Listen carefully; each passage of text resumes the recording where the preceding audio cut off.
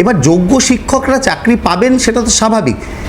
যে শুভেন্দু অধিকারী বক্তব্য শোনাচ্ছিলেন না, এই 1806 জনের মধ্যে 200 জন অযোগ্য শিক্ষক পূর্ব মেদিনীপুরের, 11% পূর্ব মেদিনীপুর থেকে। এই চিহ্নিত অযোগ্য যারা, তাদেরকে তো উত্তর দিতে হবে যে পূর্ব মেদিনীপুরের 11% মাত্র একটা জেলা থেকে কি করে হলো? তারা টাকাটা কাকে দিয়েছিলেন? শুভেন্দুবাবুকে। পরবর্তী ক্ষেত্রে মমতা বন্দ্যোপাধ্যায়, আমাদের দলের নেত্রী, রাজ্যের মুখ্যমন্ত্রী মমতা বন্দ্যোপাধ্যায় প্রথম থেকে শিক্ষকদের পাশে আছেন এবং তাদের পাশে থাকবেন। যদি সদর্থক কোনো আলোচনা হয়, নিশ্চয়ই রাজ্য সরকার, আমাদের দল তৃণমূল কংগ্রেস সেটা বিবেচনা করে সময় মতো জানাবে। তবে শুভেন্দু অধিকারী বা বিকাশ রঞ্জন ভট্টাচার্য বা অভিজিৎ গাঙ্গুলিরা যেভাবে প্যানেল বাতিল করা, যোগ্য অযোগ্য চিহ্নিত না করে একাধারে প্যানেল বাতিল করার জন্য বারবার কোর্টে গেছেন, যোগ্যদের প্রতি বিন্দুমাত্র সহমর্মিতা দেখাননি, তাদের কাছ থেকে নতুন কিছু এই প্রসঙ্গে আমরা অন্তত আশা করি। সেই তালিকায় কি আপনি ফিরদৌস দাকেও ফেলবেন? না, ফিরদৌস দা নিজে আইনজীবী হিসাবে গেছেন, তাদের বক্তব্য থাকতে পারে। সেক্ষেত্রে এরকম কিছু অভিযোগ প্যানেলে উঠেছিল, মানে বিকাশ রঞ্জন ভট্টাচার্যের পাশাপাশি ফিরদৌস শামীমের নামও সেখানে উঠেছিল যে প্যানেল বাতিল করার এরা চেষ্টা করছেন। আমি একটু ফিরদৌস দার রিয়াকশন নিতে চাইবো, এটার উপরে আমি আসবো। তারপরে স্বাভাবিকভাবে আমি ফিরদৌস দাকে তো ফেলতেই হবে, কারণ ফিরদৌস দা এই আইনি লড়াইয়ে একটা পার্ট ছিলেন, অবশ্যই লড়াই করেছেন তিনি। পুরো প্যানেল বাতিল হয়ে যাওয়ার বিকাশ রঞ্জন ভট্টাচার্যের সাথে ফিরদৌস শামীমের ভূমিকা ছিল। তারা কখনো চাল কাকড় বাছার কথা বলেনি, পুরো প্যানেল বাতিল করার কথা বলেছে। তখন তারা মানবিক হননি, যে প্রশ্নটা আজকে আসে। ফিরদৌস দা,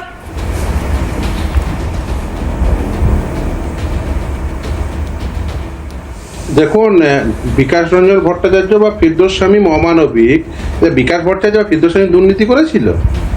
প্রশ্ন থাকলো। দুর্নীতি করবেন মমতা ব্যানার্জি।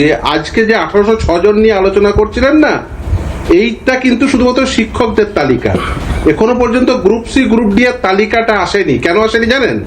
এই যে আপনি বলছিলেন যে তৃণমূল কংগ্রেসের এমএলএ, বর্তমানে মুখ্য সচেতক, এই অমকের আত্মীয় এই ব্যক্তি, এই যে গ্রুপ সি গ্রুপ ডি তালিকায় এলে আপনি আজকে বলতেন মুখ্যমন্ত্রীর আত্মীয়া বৃষ্টি মুখার্জি। এই জন্য গ্রুপ সি গ্রুপ ডি তালিকাটা এখনো বের করেনি, শুধুমাত্র শিক্ষকদের তালিকাটা বের করেছে। শুধু তাই না, এই গ্রুপ সি গ্রুপ ডি, এই বৃষ্টি মুখার্জিদের মমতা বন্দ্যোপাধ্যায় কাজ না করে শিক্ষকরা 31শে ডিসেম্বর পর্যন্ত কাজ করবেন, মানে সুপ্রিম কোর্টের নির্দেশে, যারা এখনো পর্যন্ত টেন্টেড হিসেবে চিহ্নিত হননি। তাহলে এই যে গ্রুপ সি গ্রুপ ডির কিন্তু সে পারমিশনও সুপ্রিম কোর্ট দেয়নি। তাদেরকে ভাতা দেওয়ার বন্দোবস্ত করেছিলেন মমতা বন্দ্যোপাধ্যায়। এখনো পর্যন্ত বৃষ্টি মুখার্জিদের তালিকা বের করেননি। কি পরিষ্কার করতে চাইছেন? পরিষ্কারভাবে তারা এটাই বলতে চাইছেন যে দেখো, আমরা চুরি করেছি, কিন্তু চুরির মাল সবটা একসঙ্গে বের করবো না, যতটা পারবো ঢেকে ঢুকে রাখবো। এবং এই যে সামনের যে নিয়োগ প্রক্রিয়া, আগামী 7 তারিখ এবং 14 তারিখ হতে চলেছে যে পরীক্ষা, সেই নিয়োগ প্রক্রিয়াটিকেও যতটা পারবো কলুষিত করব। সেই জন্যই এই যে তালিকা দিয়েছে, দেখবেন তালিকাতে শুধুমাত্র রোল নম্বর আর নাম আছে, অন্য ডিটেলস নেই। শুধু তাই না, এই যে ধরুন বিভিন্ন কাউন্সিলিং হয়েছে, 7th রাউন্ড পর্যন্ত কাউন্সিলিং হয়েছে, সেই কাউন্সিলিংগুলোর কাউন্সিলিং ওয়াইজ লিস্ট বের করতে হবে এসএসসি কে, যে কোন কাউন্সিলিং এ কোন ব্যক্তি চাকরি পেয়েছে, তার রোল নাম্বার কত, কোন স্কুলে চাকরি পেয়েছে। এটা বের করছেন না। কেন বের করছেন না?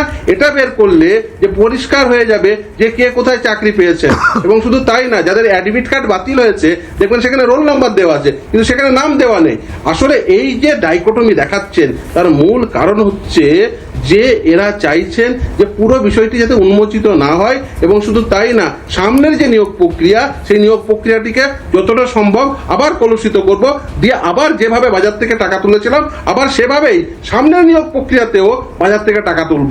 ফলে এই যে প্রচেষ্টা, এই রাজ্য সরকার, এসএসসি বোর্ড, তৃণমূল কংগ্রেস এই সকলে মিলে নিয়েছেন, এই প্রচেষ্টাটিকে আমাদের সকলে মিলে বানচাল করতে হবে। এবং এর জন্য আমি আহ্বান করব, জনগণকেও আহ্বান করব, যে যদি দেখেন কোথাও কোনোভাবে কোনো দালাল কারোর বাড়িতে পৌঁছে গেছে, সেই দালালকে ধরুন, জিজ্ঞাসা করুন যে সে কার দালাল। এখনো পর্যন্ত সরকারকে জিজ্ঞাসা করুন যে গ্রুপ সি গ্রুপ ডি এর এই যে অবৈধ শিক্ষাকর্মীদের, দাগি শিক্ষাকর্মীদের তালিকা কেন প্রকাশ করলো না? সুপ্রিম কোর্ট বলেছে এই দাগি শিক্ষকদের কাছ থেকে, দাগি শিক্ষাকর্মীদের কাছ থেকে টাকা ফেরত নাও। একদিকে বলছেন টাকা নেই, অথচ এই যে দাগি শিক্ষকদের, দাগি শিক্ষাকর্মী কর্মীদের, এই বৃষ্টি মুখার্জিদের মাইনের টাকা, জনগণের করের টাকা মাইনে হিসেবে দিয়ে দিয়েছেন, সেই টাকা কেন ফেরত নিচ্ছেন না? মুখ্যমন্ত্রীর কি স্বার্থ রয়েছে?